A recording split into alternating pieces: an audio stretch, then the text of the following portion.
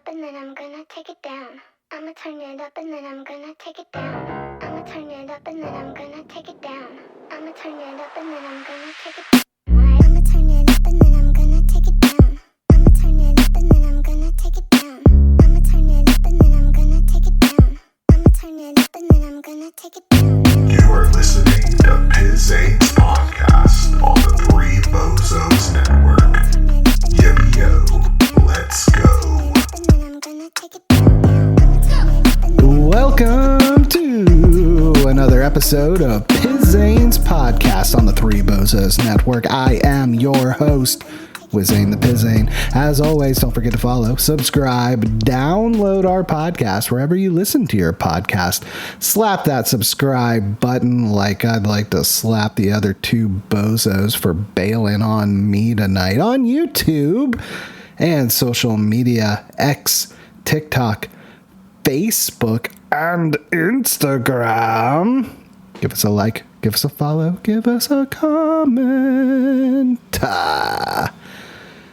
Well, now that that's out of the way, yes, that is right. I am flying solo tonight. The other two bozos had prior engagements. Brooksy boy with his familia. Apparently, little A-Train has come down with the flu. Hopefully not the poo-poo flu. And his wife, A to the Bay, she got it too. So that leaves him on daddy duty. And he cannot join us tonight. And as for Bose, no idea. He just said that he was bailing tonight too. So probably working late, probably car stuff, probably both. Who knows? So you get me, in all my glory. It's been a while since we had a mano talk. Just the two of us. We can make it if we try. Just the two of us. You and I. Talking about the current events in the world. But before we get all to that, or to that, as some people would say, let's go over the life of Wizayne the Pizain, the happenings. And first off, I regret to inform you that there's been a death in the family. That's right. Corey is no longer with us. Corey lived a good life. We had him for these last 2 months, and he decided to get spirited away. That's right, Corey, our little G Money. It was a family pet. Our Corydorus catfish of the glowfish variety. He was a bright yellow, and some would say gold. And he, with his bright colors, brightened up our day. Just scavenging on the bottom of the tank, grabbing all the little leftovers that the greedy tetras above just let float to the bottom substrate. He was the little janitor, just slurping it all up. Him and his buddy Gary the snail, the turbo snail, they just clean everything up. Also, the algae eater that we have, little Otto, the Ottocinculus catfish. The three amigos would just go to town on all the detritus on the bottom of the tank.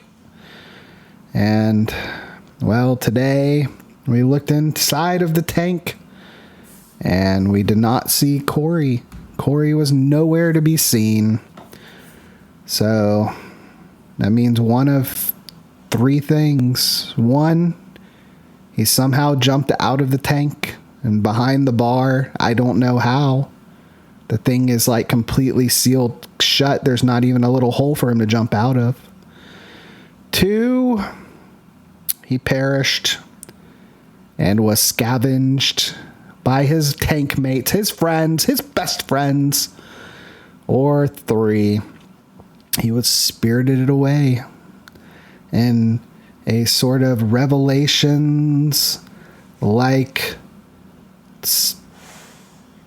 spiriting, where his whole body and soul just went straight to fish heaven, where many, many other fish, goldfish that people won at the fair, that outgrew their bowls and people didn't want to buy a bigger tank, so they went down the toilet. Or beta fish that people just let the bowl get too dirty and didn't finish cleaning it. Well, he's there with his friends now. R.I.P. Corey. We'll miss you. I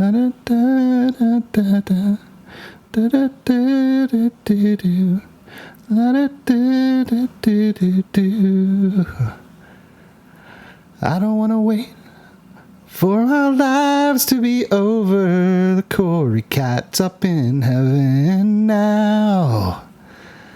I don't want to... Okay, enough of that. It is a bummer, though. I like that fish. It was my favorite fish in the tank.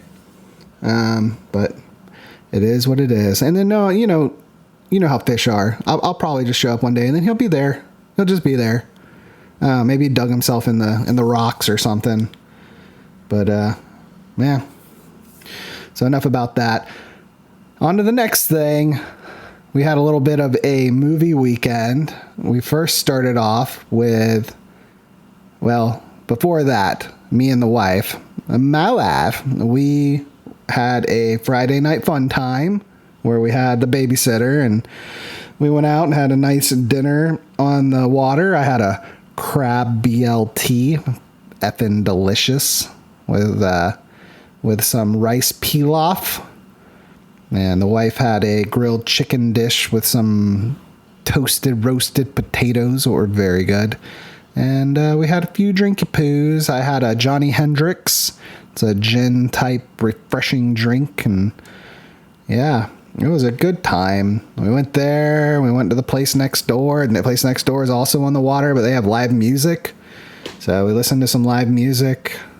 And then after that, we went to another bar. And this bar, well, there you have a heavy pour. So the wife and I got some more drinks, switched it up to some gin and tonics. And when they said a double, it was probably more like a quadruple. Had a few of those, came home. Let's just say the next day was not fun for us. It was a lot of iPad time for little G Money. And as the wife and I felt like we were going to also be spirited away and no longer be part of this world, we remembered that we're in our 40s now. Well, I am. Yeah. And, yeah, we are old souls and old body. We cannot do these sort of things any longer until next Friday, that is. So we decided to have a movie day. And while we were on our date night the night before, we talked about our favorite movies. Even though we know these things, we decided to play the game. Almost like, getting to know each other, first dates, even though we've been together like almost 20 years. And she mentioned that one that she loved as a child was called Benji the Hunted. And so we decided to watch that on Saturday. And let's just say it was an interesting flick, Benji the Hunted. I think it might hold the record for a movie with dialogue, with the least amount of dialogue in it. Benji, unfortunately, was out to sea with his owner on the Pacific coast where a big squall came and capsized the boat. And while they rescued the old man owner, Benji could not be found. Well, lo and behold, Benji swam up to shore in a almost like Alaska, Canada wooded area. And as he was adventuring, he came across all sorts of animals. But the first animal he came across was a cougar or a mountain lion. Some people call them lynxes, and others Florida panthers, all pretty much the same cat, slight differences. And as he came across this cougar, and I'm not referring to a elderly, aged, fine wine woman looking to sleep with younger men. No, I mean the actual cougar. As he approached this cougar, the cougar was like, "Hey, Benji, what's..." Oh, and got shot by a hunter. Oh, no. So Benji runs away as the hunter shoots him, says, "Yeah, you know." And he does. But what does he find? Well, 4 baby cougars. 4 baby mountain lions, all on their own.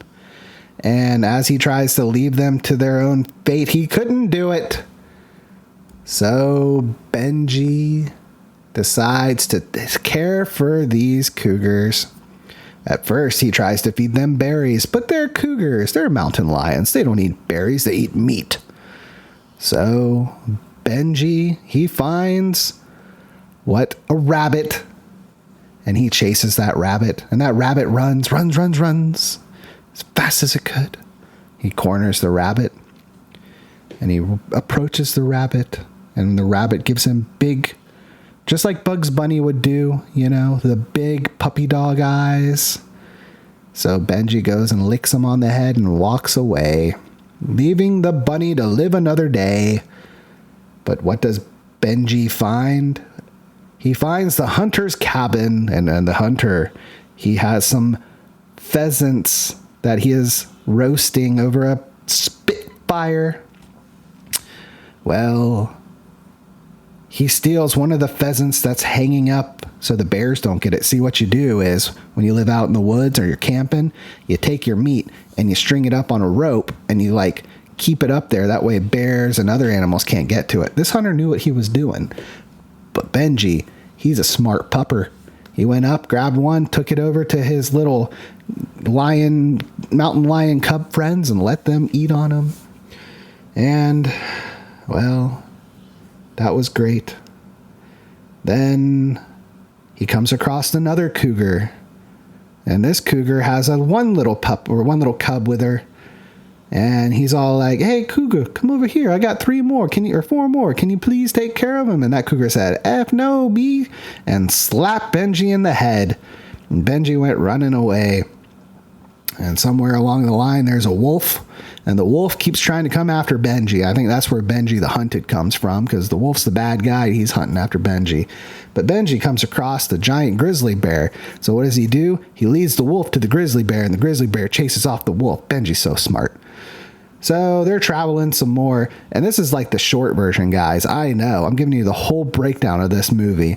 The short version is this. The long version is a lot of Benji just looking around with a lot of music like boom, boom, boom, do do do do do do, blah blah blah. Yeah, it's like, don't tell my wife. It's not a very good movie. But you guys are gonna have to suffer with me because I had to suffer for 2 hours of this. So, any hoodles.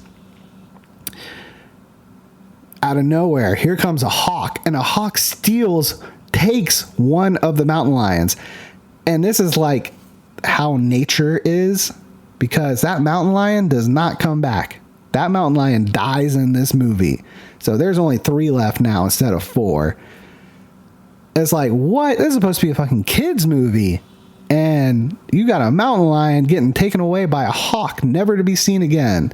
Benji was not very happy about it, by the way. So, long story short, Wolf has a final showdown with Benji. Benji takes him around. Benji leads him to the top of a cliff. Wolf pounces on him. Benji ducks out of the way. Wolf goes over the edge of the cliff. Wolf dead. Problem solved. Last thing to go, he has to take all the mountain lions, put them on top of the mountain, because that's where the other mountain lion is. And then they all have like a big thing where they're all like, "Oh, Should I take care of these mountain lions like I take care of my own? And she walks away and then comes back, and then they're all one big happy family. And then Benji finally can rest. So he lays down on the top of the mountain, and here comes a helicopter over the horizon. It's his owner to rescue Benji. The end.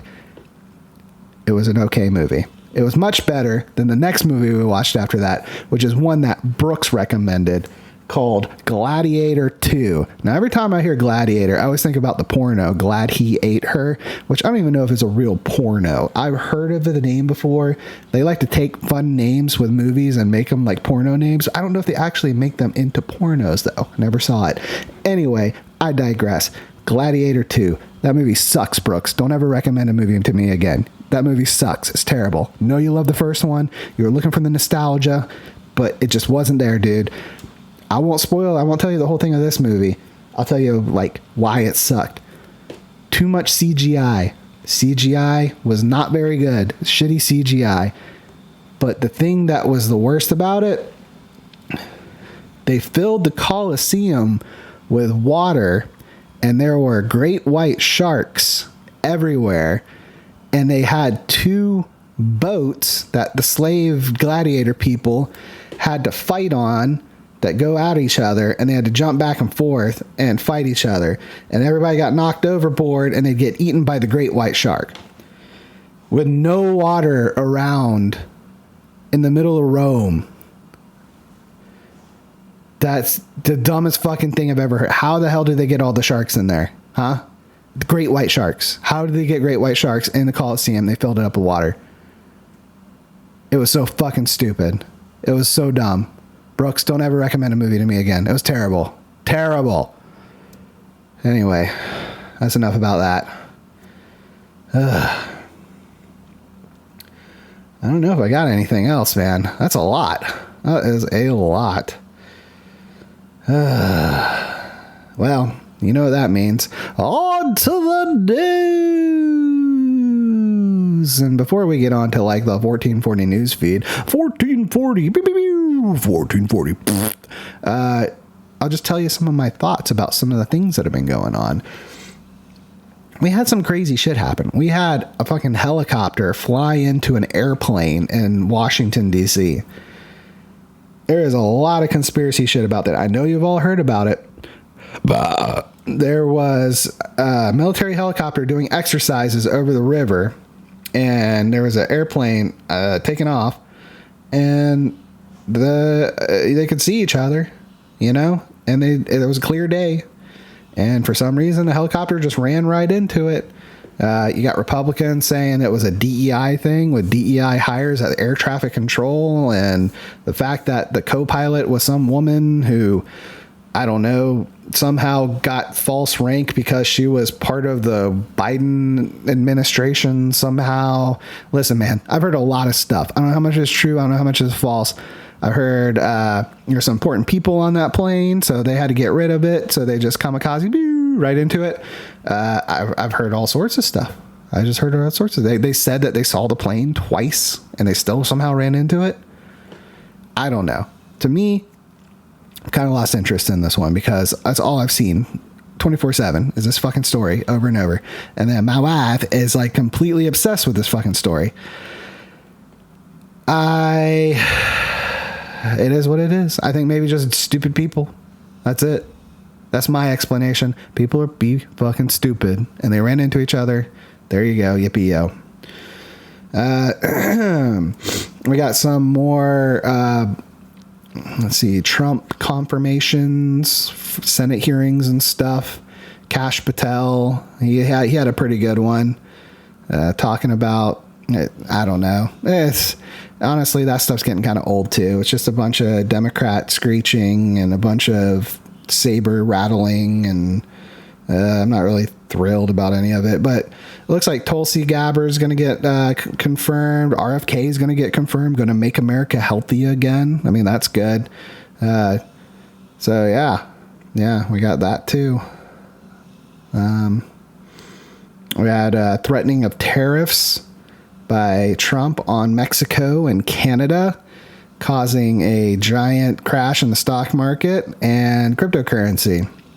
And then the nth hour, Mexico and Canada, made some arrangement with Trump where they would suspend tariffs for 30 days while they negotiated some stuff. I know Mexico said they put 10,000 National Guard on the borders to fight fentanyl coming over the border, and I don't know what Canada agreed to, but we'll see. So yeah, it looks like things recovered a little bit after that in the markets. But yeah, that's it. I tell you what, I had a lot of things going on in my pea brain, and they're just not coming to me right now. So I think it's time for me to pull up the old 1440 news feed, have some guidance. Sometimes I just do this stuff from my brain. Just comes out like doo-doo.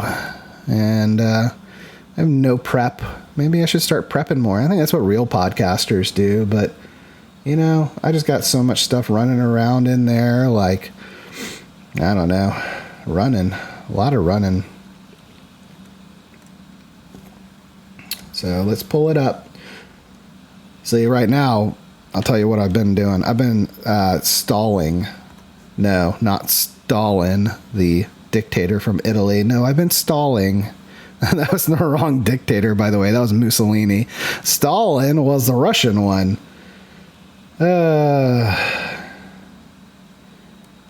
Okay.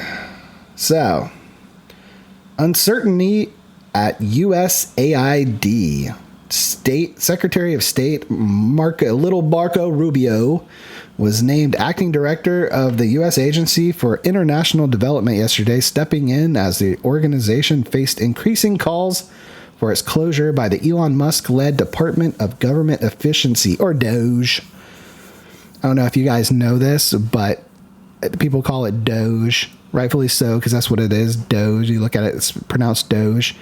But their original intent was Dog-E.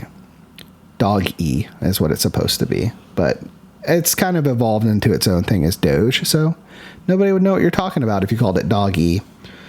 The roughly $40 billion per year agency oversees the vast majority of U.S. foreign aid, funding efforts ranging from economic development to humanitarian assistance. Funded by Congress each year, created in 1961 under the JFK administration. So they don't say why they did that. I will tell you some of the things that they have found in this agency. They found, let's see, I think there was something like a trans play in Ireland that was funded through this. A study if fish are gay. Oh gosh, you know what? I'm going to look up ridiculous things USAID funded.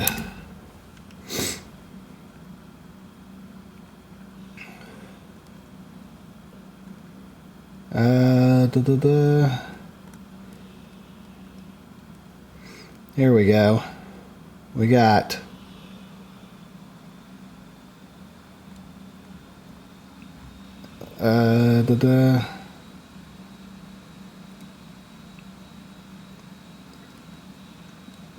funding a pro-LGBT group in Serbia through a group called Grupa Izadaj, which is the English translation to Group Come Out. So funding LGBTQ groups in Serbia, receiving millions of dollars a year from USAID to expand employment opportunities in Serbia for the gay community. HIV research about transgenders in South Africa. $38 million. But the final $8 million, which was, so $38 million for that. Millions to COVID lab in China. The White Coat Waste Project and Anti-Animal Experiment Group also uncovered that USAID funded $38 million worth of grants that ended up going to the same lab where COVID-19 is believed to have originated from, the Wuhan Institute of Virology. There's the Serbian LGBTQ thing I told you about.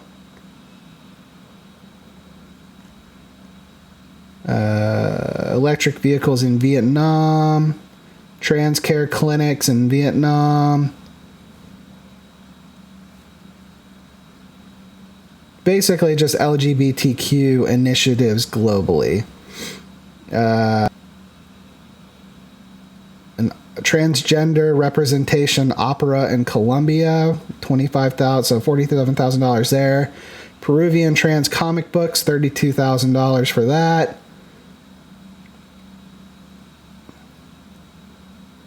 $500,000 to expand atheism in Nepal. I mean, there you go. There's a few of them. Even if like one of those is true, half of those are true, let's say, that's ridiculous. You know, honestly, that stuff should be going towards like, I can't eat. You know, I understand we do the US aid, like we help people abroad, and I understand that, you know, yeah, take care of Americans first and all that stuff.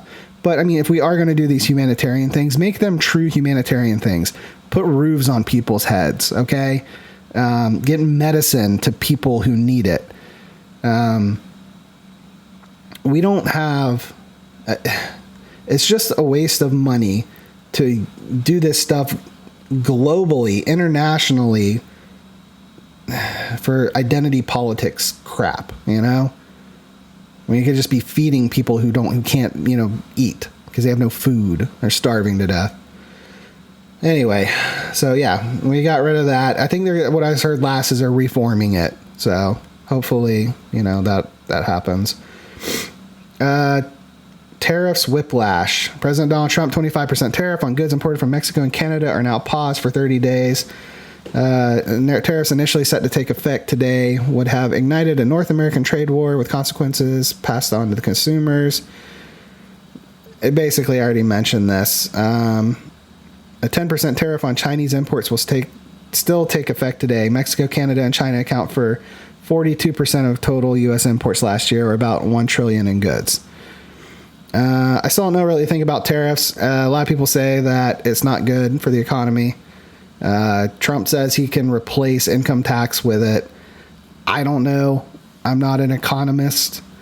I think some people want to say things are bad just because Trump does it, and I think some people want to say things are good because Trump does it. So I'll just kind of wait and see. If you can cut my taxes, if it's something that replaces taxes with buying goods, I'll take that all day long. I don't want the government straight up taking stuff out of my pocket. If it's in a roundabout way, at least I'm not giving it to the government.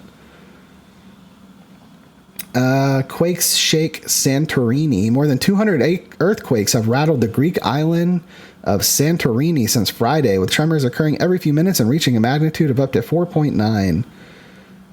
They're not linked to their dormant volcano, but to tectonic plate movement, and could signal a larger impending event. Oh no. We're going to have a giant earthquake over in Greece. Or volcanic eruption. We're going to have another... I forgot the name of that one. One where there's still, like, people, you know, like, holding each other with lava. What was that called? I don't remember. You know what? Gotta look it up now. Volcano City. What was it? It was called Pompeii. That was it. Yep. So, anywho. Beyonce announces concert dates in support of her Grammy-winning album Cowboy Carter, the 22-show world tour, blah, blah, blah. Yeah, I don't know about that. I mean, she's Beyonce. I know she won a country music award or country music album. But, I mean, she literally could make any genre of music she wanted, and she's going to sell out and win Grammys because, you know, they're all up her ass, and, I mean, she sells a lot of stuff, so it doesn't really matter. Buffy the Vampire Slayer sequel series in the works featuring original show star Sarah Michelle Gellar. Guess who's back? My old wifey is going to be excited about that. That's one of her favorite shows growing up. I have to tell her about that one. I don't know if she knows about that. Former President Joe Biden signs with talent firm Creative Arts Agency, represented Biden for a book deal and paid speaking tours from 2017 to 2020. Well, paid speaking tour. They're not going to get their money out of that one. Maybe they can get a book out of him. But he should have enough money with all the embezzling his son did. So, sexual assault trial against former Spanish Football Federation president Luis Rubiales began. Rubiales is accused of an unwanted kiss on Spanish star Jenny Hermoso following Spain's blah, blah, blah. That sucks. That's kind of like, reminds me of Joe Namath. I want to kiss you with Susie Colbert. Oh, well. OpenAI unveils deep research tool, an AI agent the company says can perform complex multi-step tasks and information synthesis with minimal user input. So they're trying to do what DeepSeek, the Chinese one's doing, because they have a research tool as well. It's an arms race with AI. Engineers develop approach for mass-produced inkjet printing of wearable biosensors. Technology could lead to cheap and widely available monitoring of health data. Cool. Whatever. Daily omega-3 supplements may slow biological aging by up to 4 months, according to 3-year study of more than 700 participants. I take like super omega-3 supplements. When I had my heart attack, they gave me a bunch of medicine and crap, and one of them is a stuff called Vasipa. And Vasipa is like, basically it's like super fish oil. They take all the stuff in fish oil, like the super omega-3 and 6 fatty acids, and they like up it times a million. So, hey, if I don't die of a heart attack, I might live 4 months longer.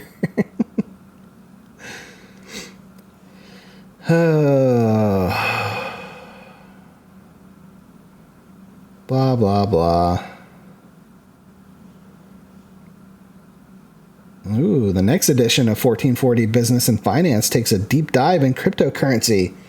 Ooh, we might have to put a pin in that one. Salvage crews remove wreckage of American Airlines regional jet from the accident. 55 of the 67 victims have been recovered and identified, so we're still missing a few. It's a shame. Oh, jury selection begins in trial of Amy Bach, the alleged ringleader behind a $250 million pandemic relief fraud scheme that exploited federal child nutrition programs and led to criminal charges against 70 individuals. Never even heard about this one. Blast in Moscow kills at least 2 people, including the founder of a separatist unit fighting in eastern Ukraine, per reports. See ya. All right, well,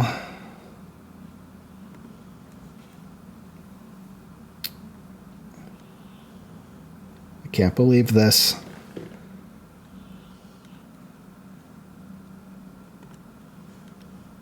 It says message clear. Here, let's go to the bottom. I know, maybe it's just a long one.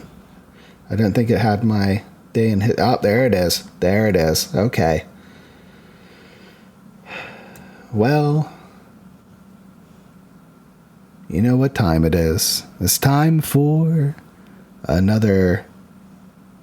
Hold on. In the etc. clicky baity articles, there's one that says the hardest tongue twister in English.